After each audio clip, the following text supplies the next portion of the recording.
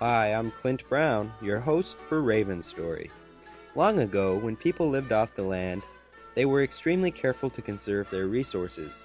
They would watch the animals and learn which ones were the best to take. In this chapter of Raven Story, Johnson Moses talks about how important it was, and still is, to conserve animals.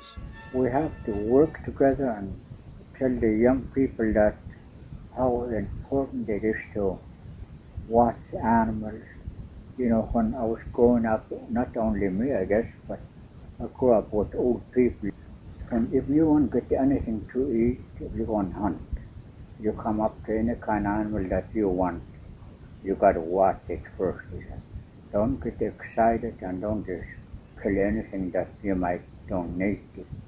A lot of times, sometimes animals is sick, you could see them by moving around, how they move. So I watch animals a lot of times. Sometimes, sometimes animals limp. That means they're not well. So you have to watch for that. I hear a few times right there that somebody could cripple moose or cripple caribou. As I say, that's what our old people tell us to watch. Don't just come up to anything and just bang right now without watching what the animal is like. It's going to die anyway, so that's all right. You kill it, but have to learn that what you're hunting in. So our old people were something that strict people. I used to think my grandpa is just cool, sometimes. They try to let me watch animal and sometimes animal get away. I didn't like that too much, but after he was gone, I know that he was right.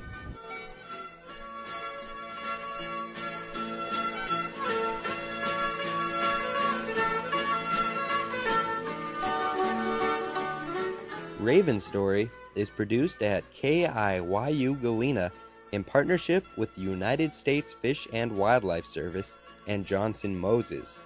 The interview was conducted by Orville Huntington, and for Community Radio of Alaska, I'm your host, Clint Brown.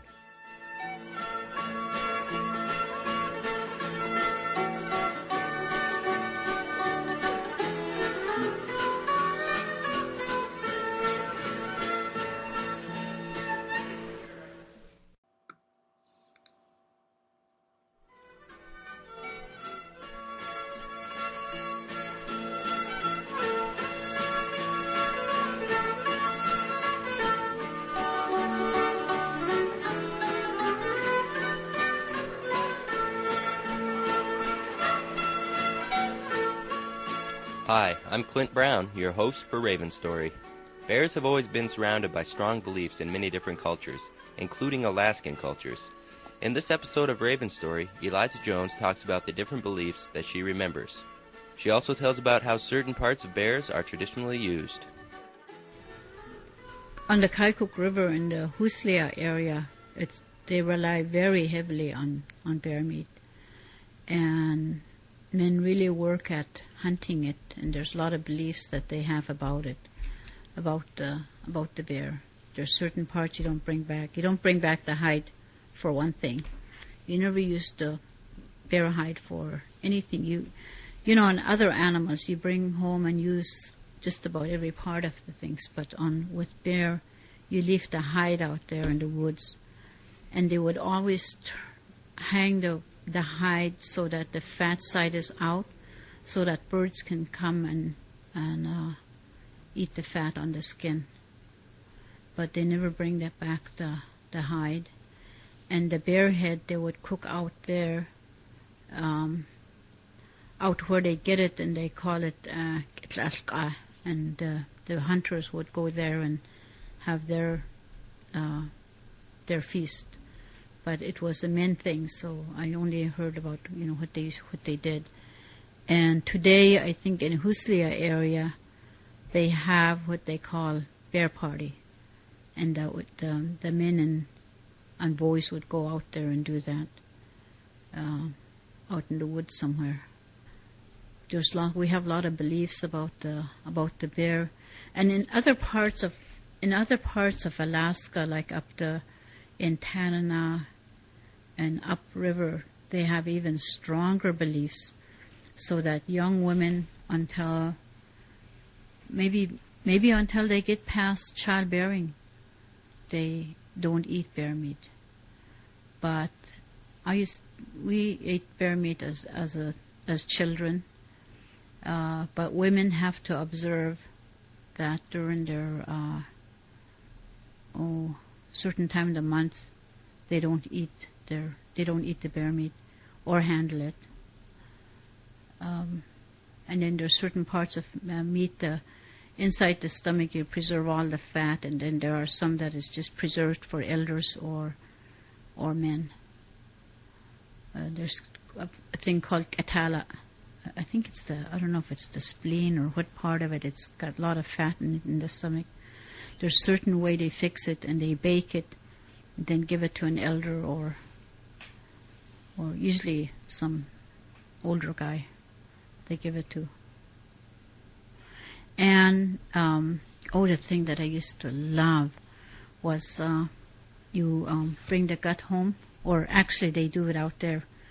They turn the gut inside out and cook that over a campfire, and it's just full of grease. It's what it is, but it's delicious. And I know my brother still brings it home and cook it on stick, and he finally got his wife to try it, and now she she liked it. She decided she liked it.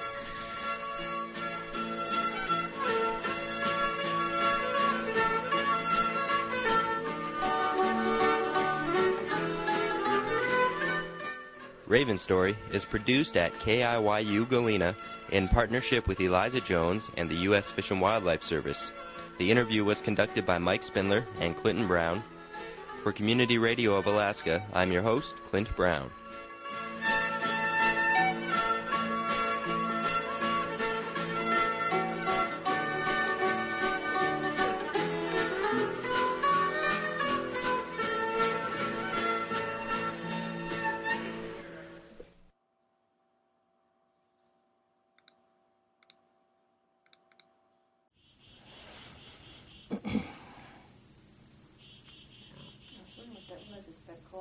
Yeah. Bird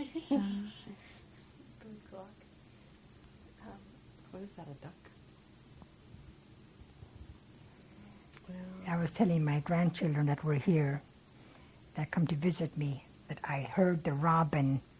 I walk every day from here to the church, and there's a place where there's a bridge. You walk right near where 7th Avenue go. There's a bridge. And while I was walking that bridge, I heard the robin, and I said, "Oh, you're here too," because I'm new here in Bethel. I said, "Oh, you're here too," So I told these grandchildren that I did hear the robin. It was singing. Over and over. I told them if they wanted to hear that story. Melanie never answered, but I told them I'll tell you anyway. That I had to tell them in that baby way, like there was a mama and a daddy that went out, to stay in the tent long time out in the woods. And just the two of them, and he go out every day and he get fur and skin them, and they had a big pile of fur. And one day he said to his mama, "I'm going to go down to the next camp and I will sell all this fur and I'll come back with coffee and crackers and tea and flour and sugar." So she said, okay. So he got in his canoe and he went with all the fur. He never come back, he never come back, he never come back. Pretty soon she heard this bird.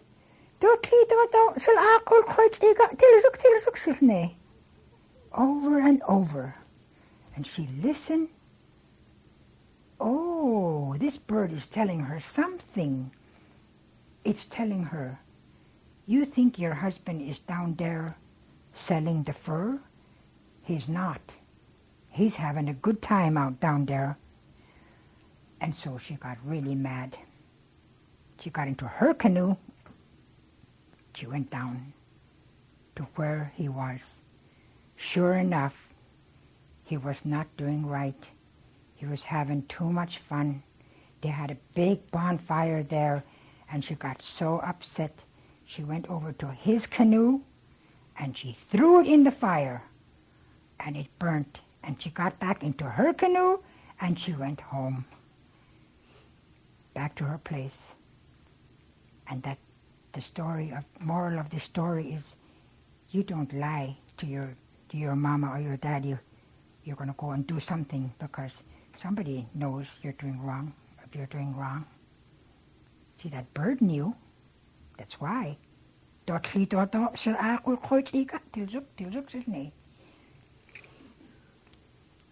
She's looking at me, listening.